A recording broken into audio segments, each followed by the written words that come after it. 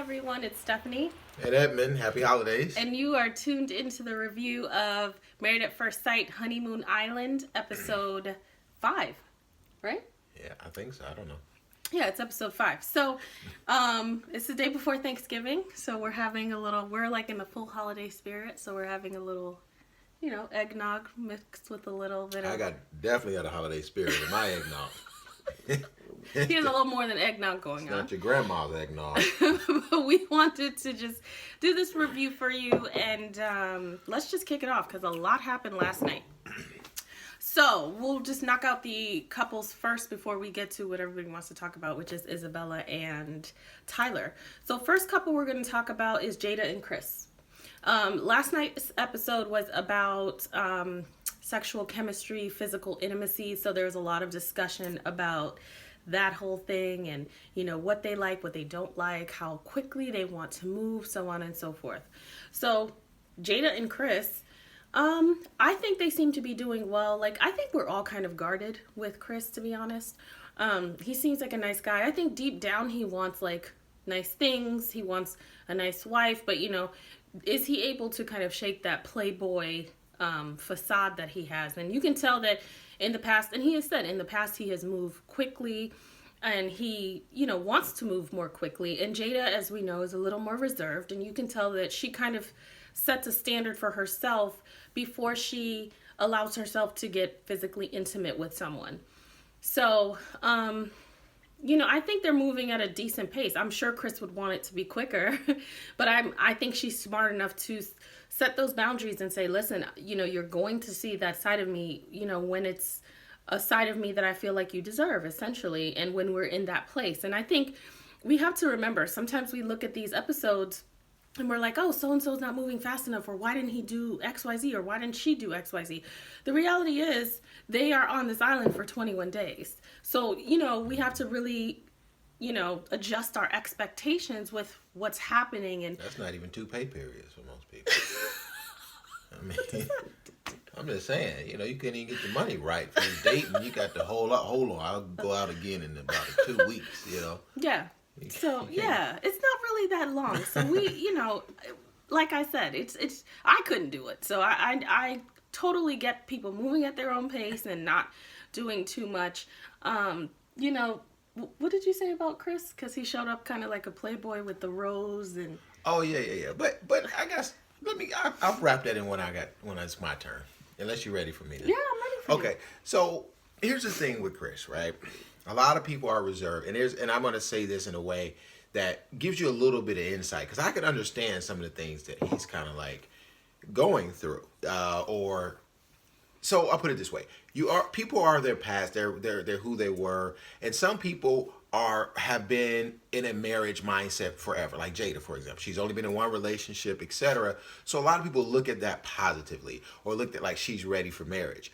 That doesn't mean that Chris is not. Just because he's been a playboy, he's an attractive dude.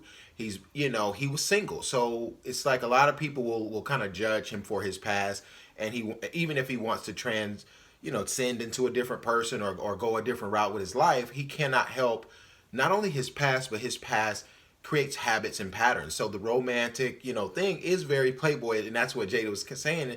But that's who he was. So he's going to have to grow in a level of romance in a deeper way that may be different than what he's used to. But it's not fair to judge him for what he's used to, just like it's not fair to judge someone else for only being in one relationship. I think a lot of people like to slide or side with people that mimic themselves or mimic an ideal situation, but you don't know the rest of his story. You're only getting what TV is showing you.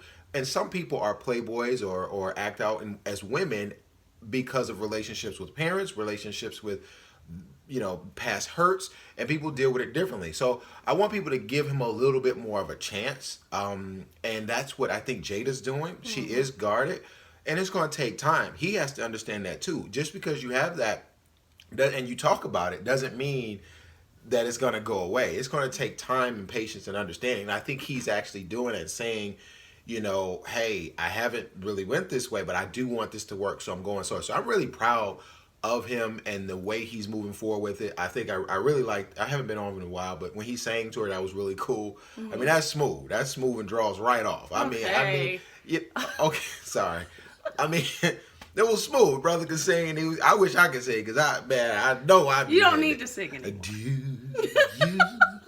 Anyways, so that sounds smooth, don't it? that's Jada and Chris. I agree with that. That's good. I like Chris because he fixed himself. I wouldn't have liked him if he didn't handle the situation earlier on in the season. But I like him. You know, we're all kind of guarded.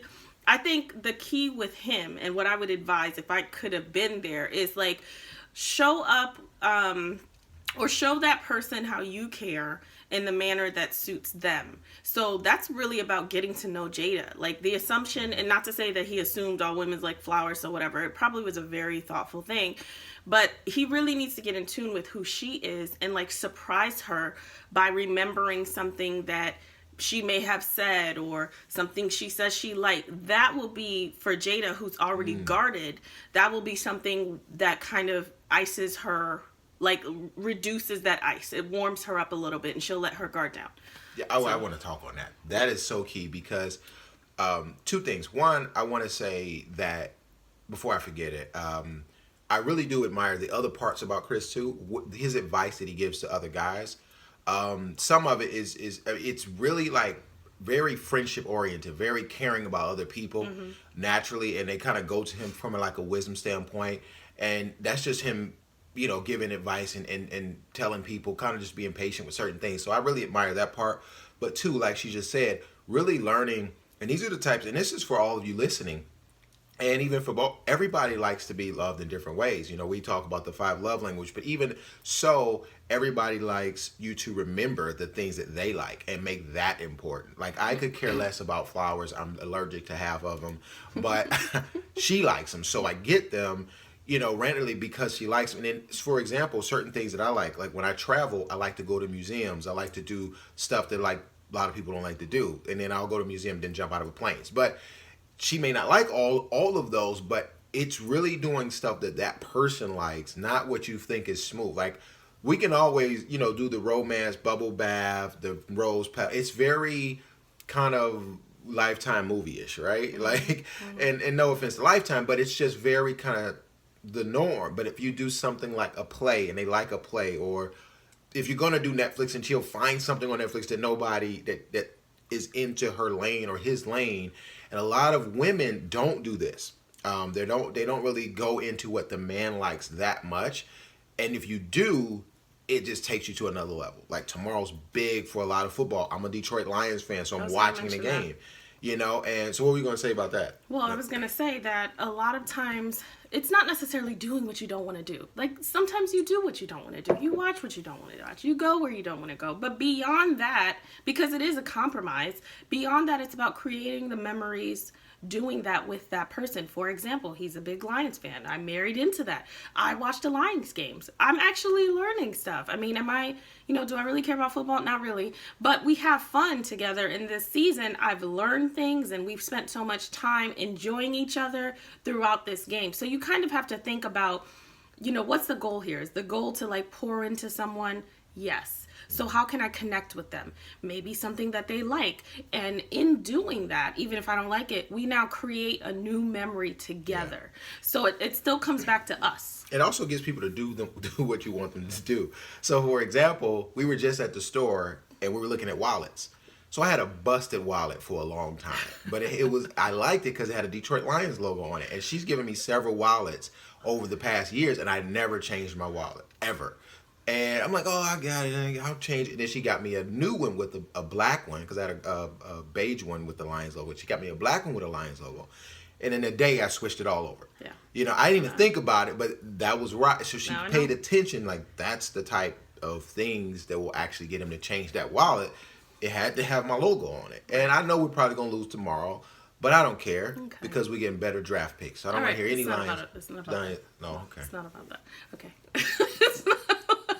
I'm just saying, you know, you say Lions fans, it's not the football review. Jab you with jokes. Okay, all right. So moving on, Jada and Chris, so they're good. We'll see how they evolve. So next we have Kimber and Shannon. So Kimber and Shannon, you know, they didn't even need these exercises with the sexual chemistry. I mean, they literally are just sparks. That's all that they are. They're sparks. They have great sexual chemistry. You know, they say that they have other connections. I'm still, you know, trying to find it. But hey, it's not for me to find. But they have really good sexual chemistry. You know, they were talking about, but Kimber was talking about finally being with someone who was open to exploring things. And, you know, that's good for them, I guess. You know, she seems comfortable with Shannon. Shannon's comfortable with her. You know, nothing about them this episode surprised me or shocked me or, you know, gave me information I didn't know. They've had like really strong chemistry from the beginning. So the physical exercises that they did, they were like very comfortable with each other. Yeah. I got a serious question though. Do the cameras have to record all the time? Because that waterfall scene, I mean, I would have to pay them off, take a break. Like, I mean, everybody dreams about, waterfall. Like, you got a waterfall, and y'all, man, yeah. If I would have snuck under that thing. You know what I'm saying? Like, because can't probably see under the water. All right. So, okay. But okay, on a serious note about them, we kind of joke about them having chemistry. But you know what? That's a big part of marriage, right? So, you know, they could start that way and grow deeper. A lot of people are writing them off. But we just got to kind of wait and see. You never know, right? Okay. It might grow deeper. The only thing, I haven't been on in a while, but the thing that I do like is how Shannon took their conversation to the therapist when they were to start talking about kids instead of just doing it himself. That was a very grown man decision. So, you know, props to him for that. Because it allowed her a safe space to talk about something that was very deep and emotional that she may not have shared with him. And as today, she didn't share with him. And that gave him reason. And that may be something that could be worked on. So I think if they could work on that, you know, they could grow into a deeper, it's like an infatuation in a phase. I won't say lustful because that's, we were saying that, but it's an infatuation. And it's sexual chemistry, which is important. But it may grow deeper. We did. That's just a time thing, right? That's a good point. That's a good point, and I will say that. Oh, I'm sorry. Okay, keep talking. I'll get it. Okay, so I'm going to hold it down this time. So basically, you're just saying that whole chemistry could go deeper than just what the surface level is. But if it doesn't go deeper, they had a great time in Honeymoon Island. Okay, and so I would like to just piggyback off of that and say that was a good point because sometimes the third party, their line of questioning and because as a therapist, your brain works differently and you try not to, but it happens and you just... I mean, sometimes I will just not say anything, but my mind is always building the connection. So if you say something to me, I'm like, oh God, where's that coming? Like, I want to know, where does that stem from? So the line of questioning is helpful to them because she was able to get to a place about something that he wouldn't have known to ask her. And that's okay. You can't expect that everybody's going to do that, but that conversation evolved because you had somebody who was starting to probe in a way that they're trained to probe. So I just want to point that out, that was really important. That was good. Shannon and Kimber. So next is Kirsten and Eric. Eric's the Latino. Oh, okay. Yeah. The Trapper. I like him. Every week I say the same thing. I don't really have much to talk about. What was interesting to me was Kristen, correct me if I'm wrong. She said, I think the week before, that her love language was physical touch. And she reiterated that to him. You know, she's validated by physical touch, and that's how he can show that he really loves her or, whatever. And so I found that when they were doing the exercise where they were blindfolded and they had to feed each other and, they had to touch each other, she was very... she was like kind of shut down a little bit, or she was very timid. And I get being timid, like a little shy because this is new, but like I think they were touching hands or something very basic that I felt like if you're spending all this time with this person that you really like, you can touch them. You can be like a little more intimate. It was very like fourth grade to me. And there was just like a disconnect for me with them as a couple in that scene. I just wasn't getting anything. And it made me go back to like, what are they doing together? Like, It seems like they could be cool friends, and I'm not trying to get all up in their business or Yeah. whatever, but they just, you know. But I've seen married couples that have less spark, but they work it out, and they've been able to hold it down. So I think they can build a cool friendship. I think they just go at a slower pace than everybody else. I really don't have much to say there. yeah. Okay. They remind me of the Green Acres. You know, the little just born. They just. I'm sorry. I don't know where I was going with that. Yeah, I don't get much from them. And I'm trying to find something, but my thought process right in this moment is like, if I have to try this hard, then maybe there isn't anything for me. So I'm not going to waste too much more time with them. They seem like cool people, but I'm not Yeah, they getting seem really any cool. I couple like vibes. both of them. I like Yeah. Buddy seems really like just real smooth, like just a real like well traveled, like he's just learned a lot, like experience. Seems like a cool dude. Even getting- while they're around the group settings, they seem to be very like even keel. Friendly. They're not over the top with stuff. They're not over dramatic too much, and I think they could actually build a cool friendship, and then who knows from there. But I like both of them. You know. Yeah. We'll just see how they work as a couple. Okay. So that's Kirsten and Eric. I will get her name right by the next review. So, not last but not least, Brandon and Jonna. So this week, I think they did pretty well in terms of evolving to the next phase. Brandon is going to stay true to Brandon. She's going to move at her pace. She's going to do what she's comfortable doing. And I don't really think there's anything wrong with that. It's good that she's moving along, though, because I think Jonna needs that validation. That's his love language. So he wants to feel wanted, and he wants to feel, embraced by her. And they're like touching, and they were hanging on to each other. And she even said, this couch is uncomfortable and you can now sleep in the bed. And she set that boundary. The bed is not for intimacy. And it is what it is. She set that because she doesn't want to give him false expectation that, okay, because he's moved to the bed, that it's about to go down. I'm still not comfortable with that, but I've now built this comfort and trust with you to where I can invite you into that. And I think that was huge. So there Let's say something on that too.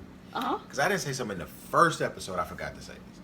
Is that when they hold stay together thing and all of that, and this is to any guys that are maybe watching, or maybe some aggressive women that are watching, or assertive, I should say. I think it's just from a man's point of view, it is always or most of the times better to just relax and just make a comfortable space, right? Make the woman comfortable, and everything else will just flow naturally over time. And as long as you don't be too comfortable where you're friend zoning, you let her know that you're attracted in that way.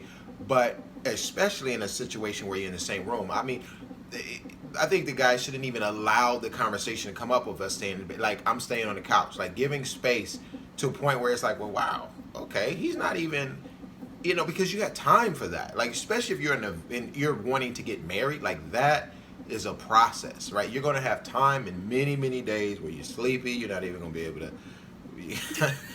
Trust me, it ain't all, give it time, man. Stay in that zone. And you're like, man, we got things to do. We got to watch This Is Us, and we got to go to work. I got an appointment. I got a coaching call. Okay.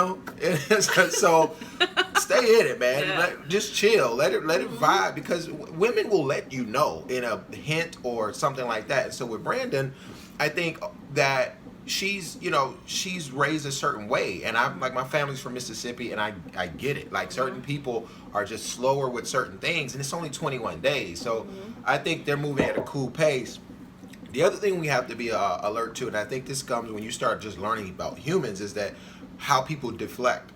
And a lot of times when people deflect, it's not about you, it's not personal. So like when Brandon was being, like, she was laughing and giggling through the exercise, he was kind of taking it a little personal, and it's not personal. It's just how she's deflecting. She laughs it off because she's getting closer and uncomfortable to something, and that's natural. That's okay.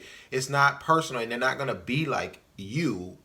They're going to be a little opposite. So be okay when somebody deflects, they shut down, they whatever. Everybody has their thing, and it's just really, can you handle their ways of deflection, because later we'll get to some that is just can be deal breakers if they don't fix the way they deflect or the way they handle stuff. So I think Brandon is being Brandon, and there's some other parts that deals with the other couple that I do want to talk about with just the, I don't know, the physical stuff. Let's jump into it, because last but certainly not least, we have Tyler and Isabella for the last time, because man, that was cold-blooded. They did not make, I was shocked last night because they did not make it, and they're off of where? Huh? Honeymoon Island? Oh, you set me up. I ain't even, look at me over here drinking. I'm over here trying to get the bite. They did not make it. They are off of... They can't set me up. We're not doing it. Honeymoon Island! Okay. They at the couch island! Stop. Okay, so they are now the living room island. They're no longer together, and they're now. That's enough. So they are no longer together, and they're now off of this show. I'm sad. I'm actually sad for Tyler, man. He was cool. Let's do a quick synopsis. So they are coming into this episode on the heels of, her slamming the door in his face, her still being upset about them losing, and she's making it about communication, but she's not really taking any accountability for how she's acting, or her kind of putting all of this blame on him. And, Isabella was a shit show the last, I really reserve my She's great for words, TV, but yeah, it was awful last episode. So they're coming from that. They meet with the experts. He says, I slept in a room by myself last night. She's cold. She's not saying anything. She's kind of rude. I slept in a room by myself last night, because you kind of closed the door. And she was like, I didn't know that. It's a room that's like this big. You couldn't hear him knocking. And he was walking behind you. Like, he's behind you. He's like a few paces behind you, and you just slam the door. So they go to the experts. They start kind of running this whole thing down, and the experts actually take them separately and kind of talk to them about really the way that they could hear each other. So even though Pastor Cal kind of validated a little bit of what he felt, he kind of helped him to hear maybe what Isabella was saying and what he wasn't hearing, and vice versa. Dr. Jessica was kind of saying, well, maybe you're not hearing this, or maybe you can do this to help her kind of recognize what's going on her end. And then we didn't see them come back together, but they eventually, rejoined the group and had a good time. I feel like, I don't know. We really don't know the entire scope of the conversation, but I feel like with the way that Isabella was acting, she should have gotten like a little more redirection. She may have gotten it, but I feel like... What is redirection, so they know? Redirection with her own shortcomings. So for me, and I was... I'm saying, just explain what redirection... Well, my redirection would have been... I wouldn't have been so focused on, Tyler. I would have been focused on Isabella, because this is a recurring theme for her. So, let's redirect your behavior back to yourself. Let's, turn that finger that you're pointing back to self. So I would have redirected her. I would have listened, because you have to, but I would have redirected her to bring it back to herself. Because I feel like it just went like a little too easy peasy for the way that she showed out, the night before. But who knows? Maybe they didn't show that. So that's that. They... Huh? Can I say something? Yeah. So, that was really troubling to watch. Okay, first of all, and she's great for TV. She's great for reality. She's great. I don't think she should be on another thing, but I think she's a very attractive young lady, right? And she has some things. We all have our things. So I really hope she watches this one day, because everybody in their current state of way they communicate. So people say, "Are you ready for marriage?" A lot of people think you're ready for marriage when you're wanting to be in love. You want to be with somebody.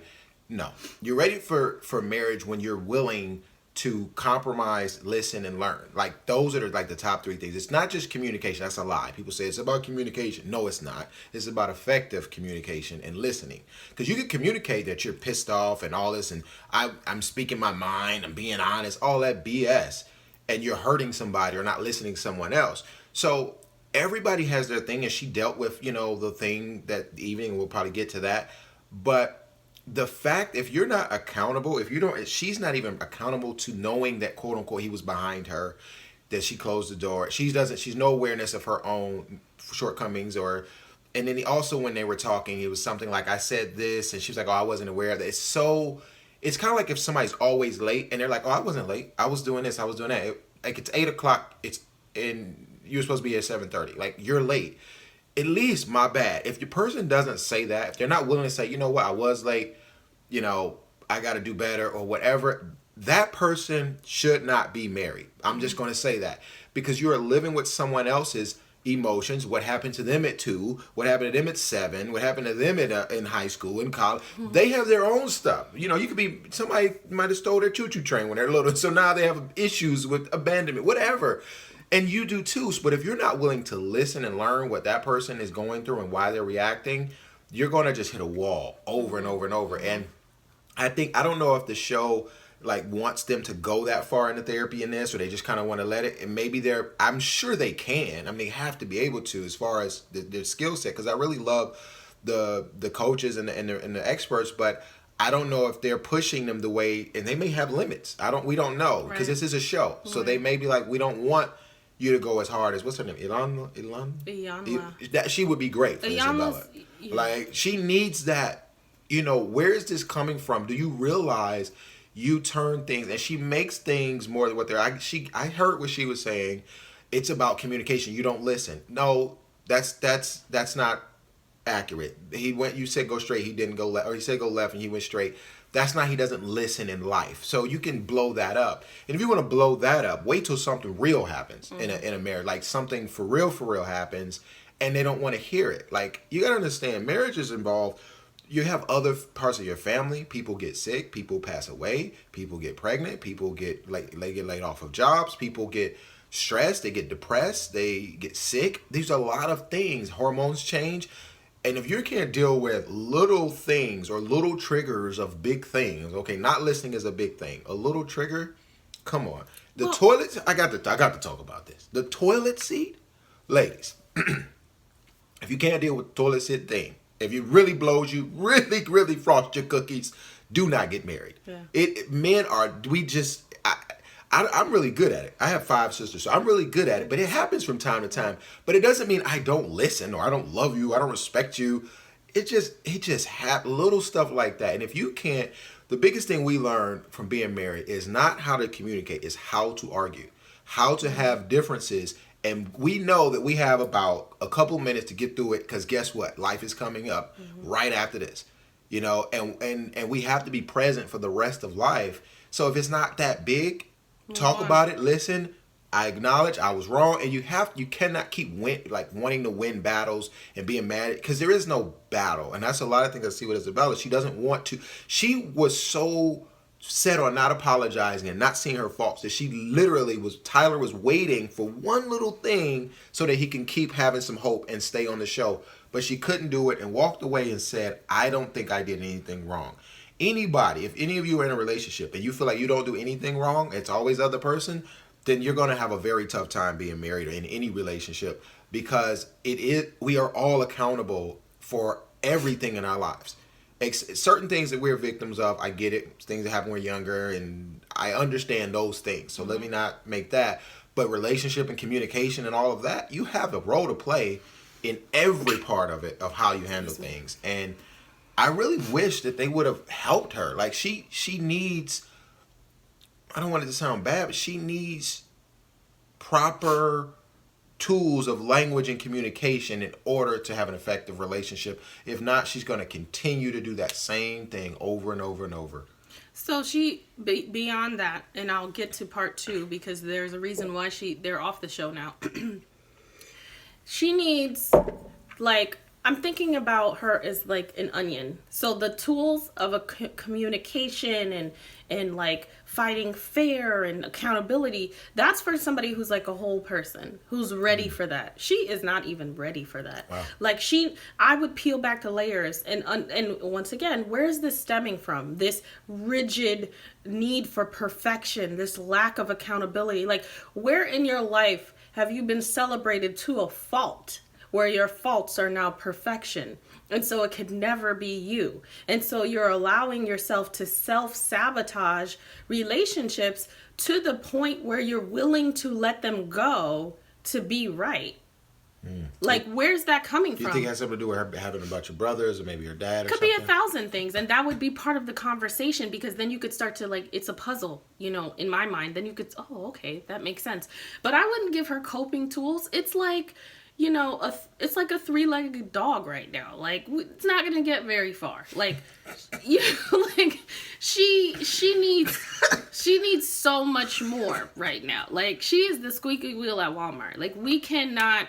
we don't take that cart. We put that cart back. It's not ready for the journey, you know, and she needs that, because everybody can relate to that squeaky wheel. yeah, It's she's like the the squeaky biggest wheel fear on the when you cart. go to Walmart. Oh my When God, you go, God, not this cart. You need to be You turning don't by even want itself. to. You will go all the way back to put that cart back. You know. I just won't even get one, man. I'm just Yeah, gonna forget get it. one I'll thing. just carry everything. Yeah, that's basically what That she is. is now. It's like, oh my God, I'll just find somebody else. So Jesus. that's Isabella. But okay, so we fast forward to, they're all hanging out on the island. This is where they rejoin the group. They're having fun. They're all drinking, blah, blah, blah.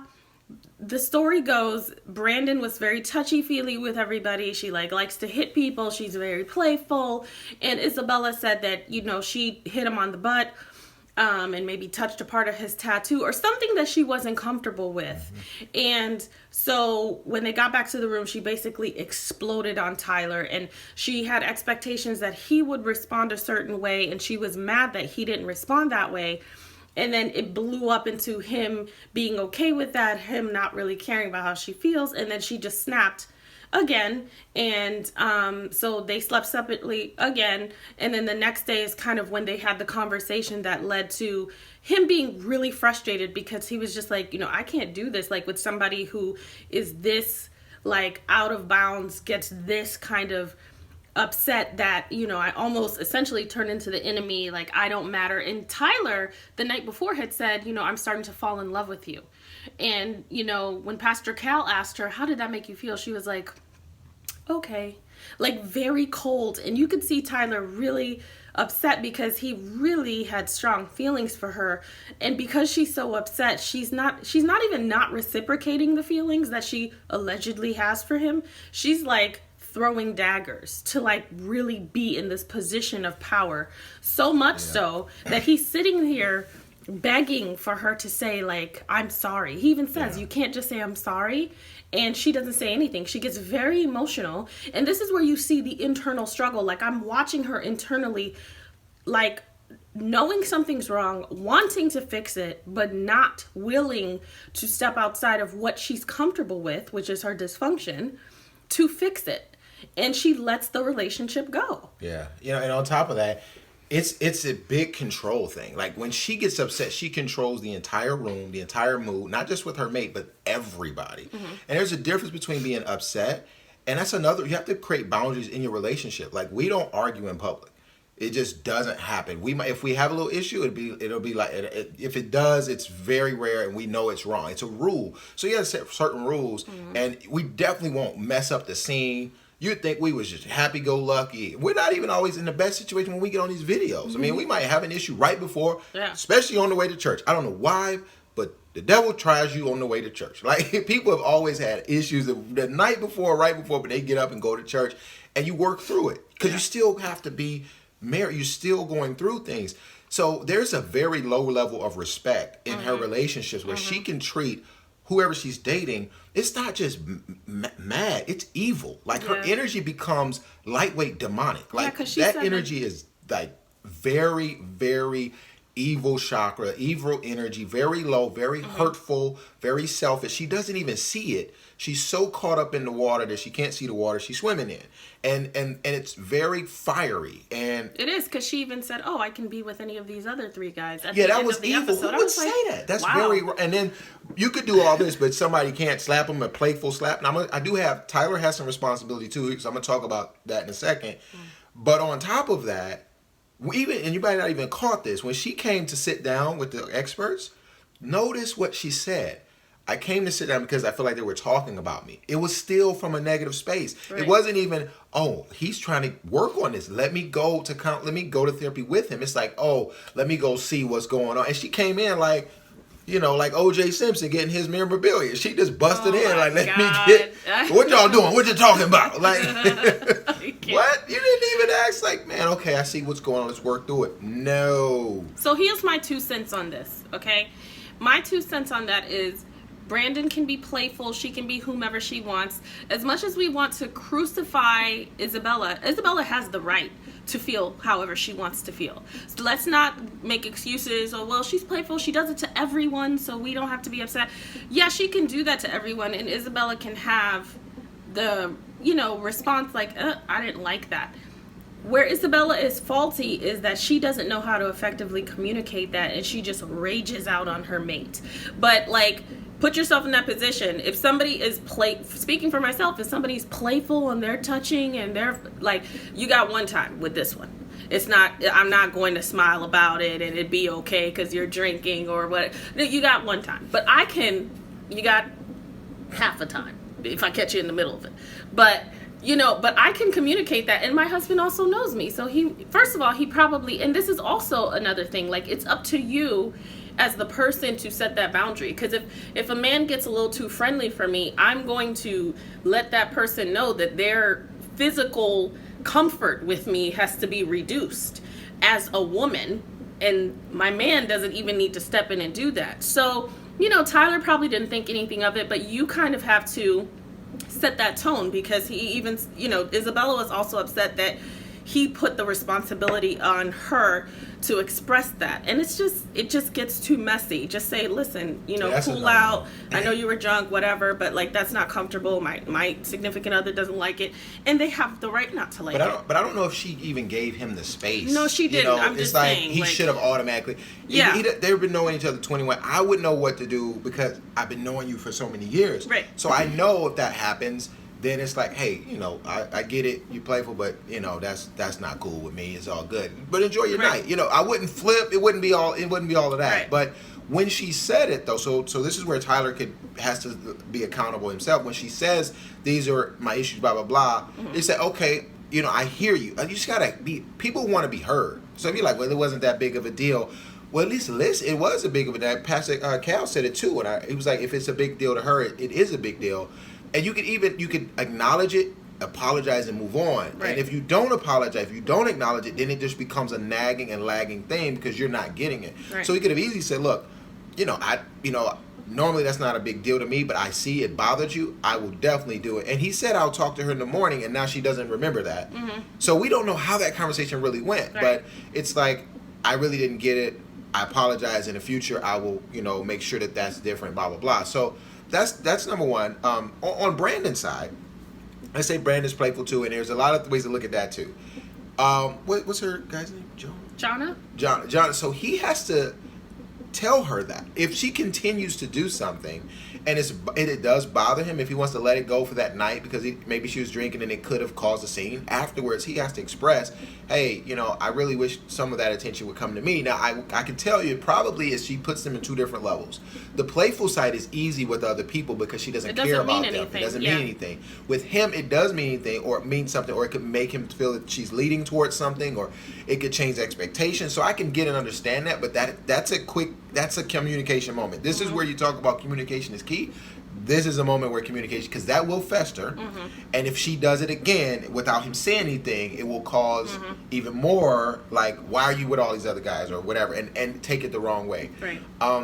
The last thing with Tyler is after he realized that this was an issue, blah blah blah, he could have kind of smoothed that over, but it really, until she gets down to the depth of that pain or whatever that triggers, and her not taking accountability, she's not going to be a fun person to be around. Period. Not even from a relationship. Like, people on the island don't even want to. I could tell they're just like, man, like, you just control our whole night because of a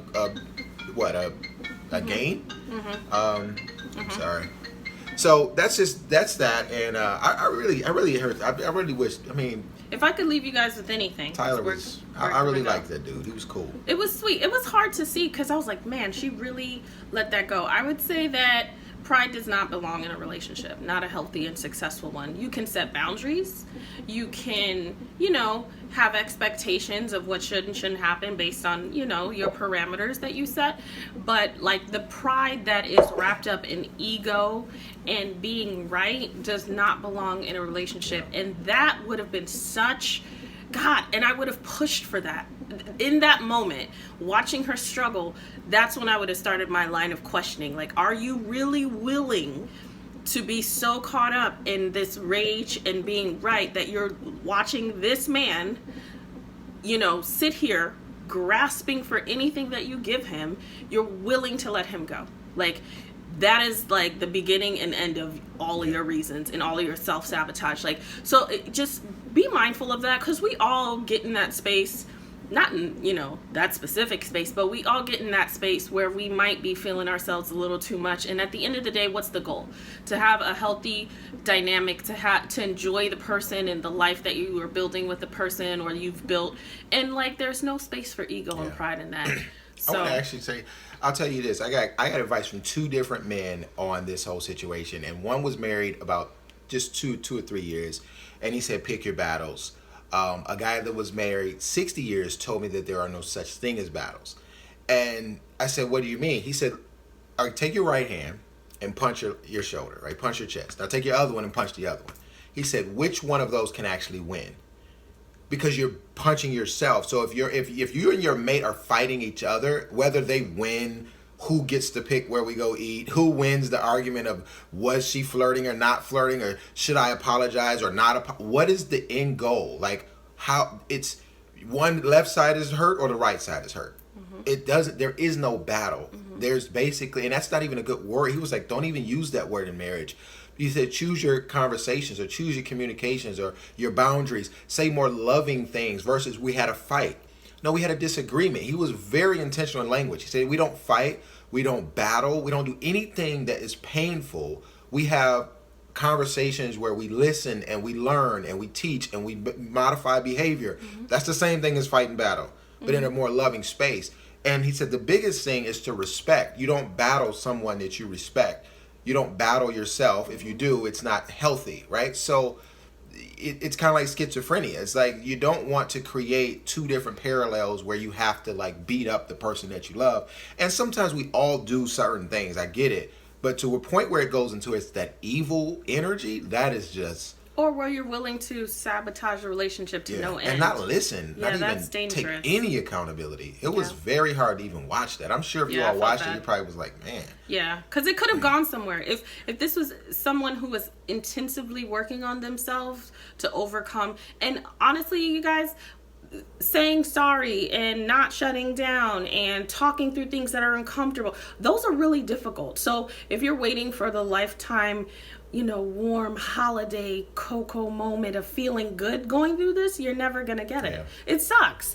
But as you continue to do that, you watch yourself like grow. You turn around and say, oh, I'm doing this, and I've done, this is now who I am in this relationship. And the relationship is fruitful because of that. So I got a question for you though, because I want you to answer this to them. Because I think about how important, communication is and asking questions. So let's say if you're dating or something, or you're in a relationship, you can ask a person, how do you positively or negatively cope with issues or disappointment or whatever? Like, are you aware of those? And how would you say, I know you have, the card game and you have questions in there and you have people from all over the world getting that game, but what do you say some of the questions that a person should be asking maybe to kind of, because you said everybody don't know they don't have a therapist there to ask the questions. So if they find somebody that's getting angry really quickly, or they find themselves getting angry really quickly, what's maybe a couple questions they can ask themselves, or maybe an exercise or something they can ask their mate to try to see if there's something deeper than just what's on the surface? I mean, there's so many things you can ask. So for me, okay, let's say somebody is getting super rageful or super upset or kind of like taking the conversation to the next level. what I would first advise is to remain calm. Because what ends up happening is you try to match them, or you end up trying to supersede their energy, and then it becomes a power thing. Like, oh, you're gonna get mad, you're not gonna talk to me like that. There's such strength in remaining your composure. And sometimes that's really frustrating to the other person, but it is. It is. But remaining your composure, there's so such you're upset. There is such strength in that, because here's the thing: when you're coming from a place of really trying to, understand where the person is coming from, your energy is completely different. If you start, for example, just because you're here, if you start really, really getting upset, and my energy is like, wow, like, where's this coming from? My questions and my body language and my tone is going to be different. So I can ask you, like, why are you so upset? And usually you won't get the answer. It's really simple stuff, guys. Usually you may not get the answer. They might say, because of XYZ, but why are you responding this way? And that's when you can even start to set your boundaries. I respect you, I haven't cursed at you, or I haven't raised my voice. Where are you getting this communication style to where you think this is appropriate to anger me? Now, you have to have or to be this angry. You have to have a willing participant, because you might run into somebody who doesn't want to hear anything at that moment, so they're just going to spew more negativity. But start to probe into why they're responding that way. You can even say, like, did your mom and dad argue that way? Or did your mom and dad treat you this way? Because we either mimic what we see, or we mimic the interactions that we had. But just asking, where's this stemming from? Where's this coming from? Did somebody do this to you? Did somebody do this in front of you? That, is there a reason why you feel the need to respond this way when XYZ? There's a lot of things. I mean, I'm literally so off the cuff with this stuff, but you said the key word. You said respond, and a lot of people don't respond. They react, and it's kind of like if somebody called you a B, right? That word. Mm-hmm. A lot of people automatically, I have to do this, I have to do this. If somebody uses it, racial slurs, I have to automatically respond this way. Cut you off in traffic, respond this way. Well, react, not respond. But there's that small little like millisecond that you can say, hold on, let me respond in a way that I'm choosing to respond, versus just an autopilot reaction that's blurting out, or defense. And that's what we're seeing with Isabella. Her defense pops up, and it doesn't matter if it's a loofah, if it's a toilet seat, anything, it automatically triggers this set machine response and reaction. It's like clicking the on switch on the coffee maker. It's going to do this, boiling hot every time. So that's what pushing buttons is. That's really what that means. It's like you're pushing a button to a person to do an actual react. And what's interesting about it, that's where the quote, he who angers you controls you, because if they can anger you and push your buttons, they can control how you behave. Not to say that anger is not necessary in certain situations, because it is. I mean, it's an emotion that we can use the right way if we channel it.